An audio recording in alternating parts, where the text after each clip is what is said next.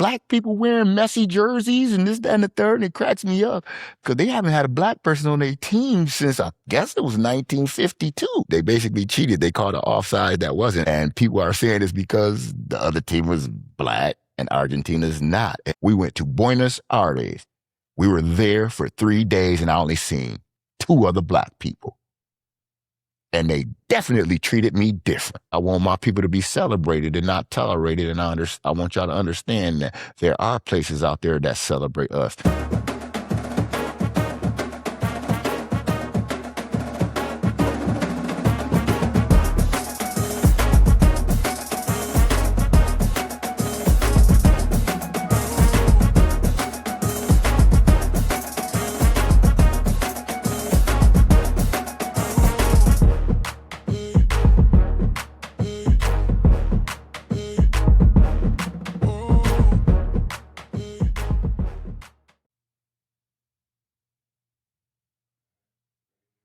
All right. Welcome to another edition of Coach Rodo's podcast, Winning Regardless. You know, with the FIFA going on right now and being big and all of that stuff, and, you know, people chiming in on things that happen in there, you know, it's reminding me of some things as I'm watching and then I'm hearing. And, you know, I don't even watch soccer, don't even care about it. But, you know, this time of the year, everyone else does. So, you know, you get to see a lot of what people think and, you know, a lot of happenings and people's opinion. Like today I was in the gym and there's a guy, I think he's from South Africa or he might even be Egyptian. You know, they just lost to Argentina and, you know, he was very, very ecstatic about, you know, the referees cheating for them and, you know, how, you know, basically the same thing that I've been hearing a lot of people say. And then it just made me think like to hearing all of these countries and then, you know, starting to see a lot of black players out there, even though they're not American black players, you know, they're black players and seeing them, but then looking at all of the reactions and all of the hatred and the noise that's spewed towards these soccer players, like these black soccer players, like people are saying that the call at the end of the game against Argentina that went against Egypt, is that who it was that they beat and scored three goals in a row on, was cheat. They basically cheated. They called an offside that wasn't. And I don't know nothing about soccer. I don't know what the rules are or any of that stuff, but it was an uproar. And people are saying it's because the other team was black and Argentina's not. And the thing about Argentina that people don't understand that I found out myself, they haven't had a black player on their soccer team and black people wearing messy jerseys and this, that, and the third, and it cracks me up because they haven't had a black person on their team since I guess it was 1952. I mean, that's a long time to not have a black person on your soccer team. And, you know, you see them in the stands when they react to the teams that have black players. And I mean, I saw one video where a brother was I mean, he's not an American brother, but he's a brother, again, looking at them and they're pointing at their shirt, calling him whatever they call us in their native language and things of that sort. And it got me to thinking, like, I love the vacation and, you know, seeing all of these countries play against each other. And me and my wife, we go a lot of places. And I always tell her there are places that I will not go simply because I know they're racist. Well, I happened to one time go to damn Argentina. We went on a trip. We had Brazil, Argentina, and Chile in it. And believe me, I don't care who gets on here. You can say whatever the hell you want to say. We went to Buenos Aires. We were there for 3 days and I only seen 2 other black people. And they definitely treated me different. And I don't care who gets on here and say whatever. Whenever we went into a restaurant, you better believe I didn't get served. And my wife, who was very fluent in Spanish, had to go up and tell them, come serve us. You better believe the people treated me, you know, basically like, yeah, we don't like you and you don't need to be here. And I totally felt it. And it was funny because I started acting a certain way towards them people, and, knowing what they are, I'm like, well, fuck it then. They don't like me. I don't like them either. And then I had to go back and I had to think about one of my friends. His name is Roosevelt Clark. He passed away a few years ago. Really, really good guy. Used to be an executive at the pharmaceutical company, Upjohn, before it became Pfizer. Played college football here at Western and basketball. Very, very smart man. And one of the most profound things he ever told me of years and years and years ago is he was like, Rodney, you can't help. You can't help how people treat you, but you can help how you treat people. And I had to think about that because, being there for 3 or 4 days, there was this guy and his wife, but they had like 6 kids. But the thing about it was their kids spoke to me every day, not asking me for anything, even though they were sleeping right there on the street. It's that just hola, hola. Every day I come out, como está, hola, como está, every day smiled at me.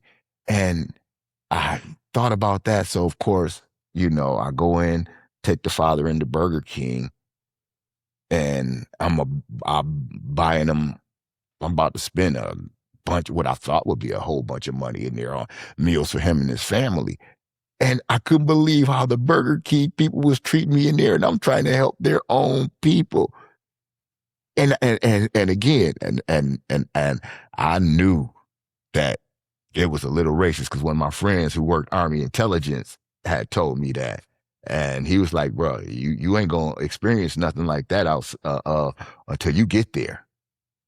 And my wife's good friend is from Argentina, and I love her to death. Eliana is a great person, but apparently there's a region of Argentina where there are darker Argentinians who like black people, and that's where she's from, in that part of Argentina. But back to this part, they were treating me different because they didn't believe that I was going to buy this guy's family, or they didn't believe that I had the money because I'm black to buy this man's family food. And I'm like, I don't even speak your language, and I'm an American. And usually when we go out the country in the Caribbean and they know I'm from America, they treat me with open arms to make sure they get my money. Them people in Argentina didn't give a damn. That's how they did not even want to touch my money or my credit card. That's how bad it is. So again, as I'm watching and as I'm watching FIFA and I'm hearing this, it makes me think of us as a people, like us as black people who don't like to travel or who do like to travel. The thing that I like to do is I tell my wife all the time, man, I don't want to go where I'm tolerated. I want to go where I'm celebrated. Honey, why do you always like to go to the Caribbean? Because in the Caribbean, man, they treat me like I need to be there. They treat me like I need to live there. Let's go to Europe. No, I don't want to go to no fucking Europe. They don't like me in Europe. I actually thought about going to Paris until, again, I started, listening to cats who have been, and telling me how they treat you like the same way, like in Argentina, you have to go get somebody to come and help you because they don't want to fuck with you because you're black, and it's funny because I have all of these, places that I want to go, but now I don't want to, especially, and then watching this World Cup and watching how they treat, just say foreign black people, and then to not even see their teammates stick up for them. It makes it even more, like in your face. Like, you do not need to be there because you will not be welcome there. Now, that's not to say like in every Latin country or every Caribbean country we're accepted, because in some of them we definitely aren't. But for the most part, man, I will go to any Caribbean, man, Costa Rica, Panama, Colombia, Dominican, Turks and Caicos, Virgin Islands. We done been to all of them, and I'll go back to all of them anytime. I'll go back to Thailand because over there in Thailand, man, The people are freaking great. I go back to Japan. I'll go back to Bali. Bali and Japan were two places that I went to that I absolutely adored and loved because every, if you messed up, people were apologizing. Those places, those two places taught me that even over there, racism is taught because in Japan, me and the wife, we went to a temple. We went to a whole bunch of temples while we were in Japan because temples are the big thing. And the thing about Japan is in their temples, they have their students coming there all in uniform, but it's like thousands and thousands of kids. Well, I'm at this one temple and, I got tired of walking up and down the stairs because we had been to so many. So I'm sitting down chilling. I decided to get ready to go walk out in the front. All of a sudden, I walked by a school of kids, and it was probably 40 or 50 kids in this one class. One of the kids stepped out of line, came up to high five me, give me a hug, and puts me in line with him and walks with his arm around my waist and makes sure that I put my arm around, tells his teacher, because they're learning English, tells his teacher, friend, this little kid is probably 9 years old, called me his friend. And if you know anything about me, the best way to get to me is a nice kid. Because again, man, children are the most innocent thing on this earth. And it was crazy because it made me understand, like, I'm watching their TV. There's no black people on their TV. There's no white people on their TV. It's Japanese people. There's sumo wrestling, Japanese sumo wrestlers. There's no American sumo wrestlers on their TV. So it took me back to they are everything about being seeing us as bad people and this, that, and the third is taught because we weren't seen as bad people on their TVs because they don't show us on their TV. So this kid saw me as his friend because I was probably the first black person that he saw, but not only saw, but touched. Because you should have saw the chain reaction. All of a sudden, 10 kids come up to me, want to shake my hand, want to hug me, circle around me, smiling and just, high-fiving me, not taking pictures because I'm not a spectacle to them. I'm something that they've never seen with their own eyes or let alone be able to touch. And it felt so good because these kids were so innocent and they were so great to the point where other kids who may have been shy in other uniforms, which meant they went to another school, saw this. And as I walked by their school, the older kids would step out of line, high five me, shake my hand, give me a hug. And the teachers the teachers were ecstatic that I would give this time to their kids. And it was incredible. I was celebrated and I felt good. I wasn't tolerated. I was celebrated. I go back to Japan anytime. Same thing with Bali. We went to Bali. The kids are freaking magnificent there. Every time I passed a kid, he spoke to me, smiled to me, gave me a hug, and it was crazy because one time we were driving up to our Airbnb and there were three Bali, Ballet, I don't know how you say they're, but they're kids from Bali just sitting there on their phone, just looking, and our car ride by and they yell and say, hey, to me. I stop the car, give them some money. Give one of them money. And then you should see, oh my God. And it wasn't even like it was a bunch. It's probably like $3. Man, you should have saw the way that these kids reacted. They got up and ran over to the crowd where their parents were just, it was just total jubilation. And I understood, but at first it was shocking to where you feel like you didn't understand, but then you understood. But I even understood more once the taxi driver says to me, this is what you guys don't understand. That you don't have to worry about that one guy not sharing with his other two. If you would have given him a now and later, now y'all know what a now and later is. If you would have given him one now and later, the three of them would take turns sucking on that now and later. They would count seconds apiece, sucking on that now and later, passing it back and forth. That's the giving spirit of Bali. And these children were everywhere that we went in Bali, when a kid saw me, he ran up to speak to me. it was, I mean, it was a great place. And again, like when I messed up or something in one of their restaurants, it was funny because I'm sorry. What are you sorry for? I'm the one that did it. And again, I mean, and I'm walking, they're setting up their karaoke machine. They call me in to help them set up their karaoke machine. Just do some music. You do some, and I'm not a great singer at all, but I did some little Tupac or whatever. And just to help them set up their system, and people are recording it and looking at it, and I got people in the restaurant doing it. People stopping walking by, see me doing karaoke, just me and the wife is in there. They stop and they come in. And they think it was because I was doing karaoke that they could. No, they stopped because they had great food there and they had karaoke, not because of me. But that's how they make you feel over there. They were celebrating me. In the Caribbean, when we go places, we like me and my Marine Corps buddies, we go to the Dominican, man. When we go to spots, man, they clear out the spots for us, But we not those type of people. We like, nah, we want to chill and kick it with the locals, and so whenever we do come back and see them, they Kalo K. That means what's up, my friend?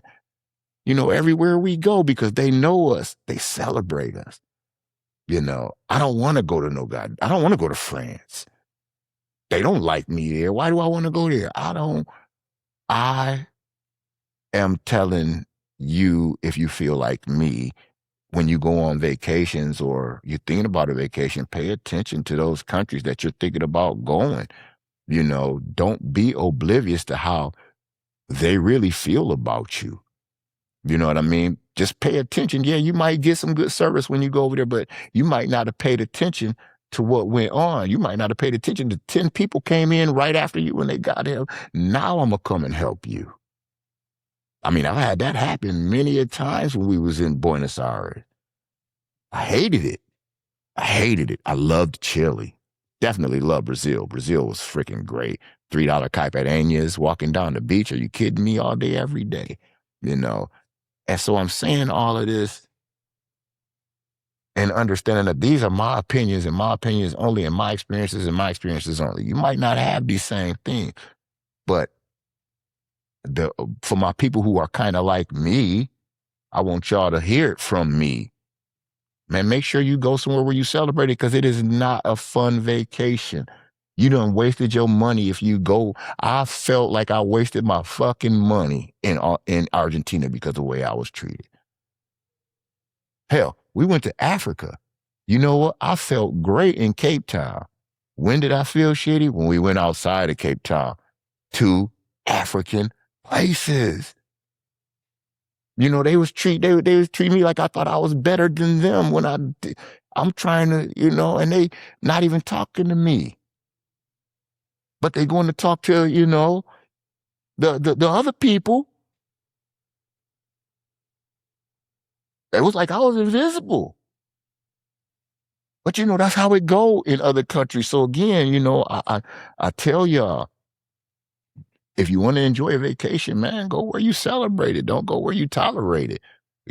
I mean, shoot, Panama was freaking awesome, but a lot of expats go there, but still, which is, people from the United States, they moved there, but still it was great. Panama was awesome. I mean, shoot, Turks and Caicos was awesome. Virgin Islands was awesome. Anywhere in the Caribbean, Belize was awesome. It's, Dominican, of course, was freaking great. Colombia was great. A lot of history, a lot of things that you can see there is great. Costa Rica off the hook. I mean, again, Brazil off the hook.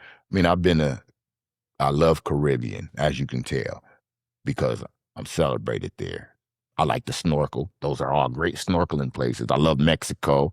I mean, there's certain parts of Mexico you don't go to, but shit, there's certain parts of the United States I don't go to too. So, where I go to in Mexico, I absolutely love, but I hear the stories. I'm not over there. So I don't worry about it. The parts that I go to, I love.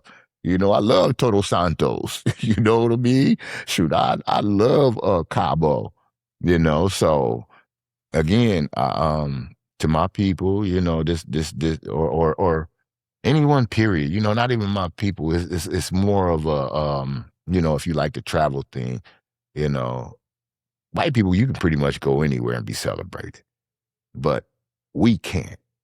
And I don't want us to be mistaken and think that we can and think that we're going to have the fun that we're going to have in certain places, because we not. So again, do your research and pay attention to what's said. Listen to other people's experience. Don't just read it. You know what I'm saying? Find out what other people experiences in these places were. Because again, if you ask me my experience in Argentina, I have no problem telling you, fuck Argentina. Sorry about my language, and they soccer team and all of them. I feel that way as much as we contribute. So again, this was a little different, a little deeper, but I want my people to be celebrated and not tolerated. And I want y'all to understand that there are places out there that celebrate us. There are places that you can go and you will have a blast. There are places where the people that live there will make sure you have a ball, and they will do everything that they can to make sure that you do. The world for us is not as dangerous as you think it is if we go to the places that want us there. Just remember that. When you're doing your vacation, don't do it just because you see the shit on TV. I want to go here. Yeah, you saw a white person say that. No. Go to the places where you see we talk about. See what the people in your age demographic that look like you go to, and see what their responses are in these places. Don't go someplace because it looks good and it looks like it might cost a lot of money, because I ain't about all of that. You can go to places in the Caribbean and have a blast and also save a whole lot of money. And the thing about it is, you're not partying with no locals and shit like that in Europe and in other, in other places and all of that. But I tell your ass what, you go to the Caribbean, every day is a party. Every night somebody out partying. And you walk by, guess what they doing? Come down here and have a seat. Tell me that shit don't sound like it's fun. Tell me that don't look like you're going to have a good time on your vacation. And tell me that don't look like you're going to meet some new people like you want to do and have some fun with these people, and they're going to remember you, and you're going to want to come back again, and again. So again, thank you for tuning in to Coach Rodo's podcast, Winning Regardless, and enjoy your vacation and go somewhere where you are celebrated and not tolerated.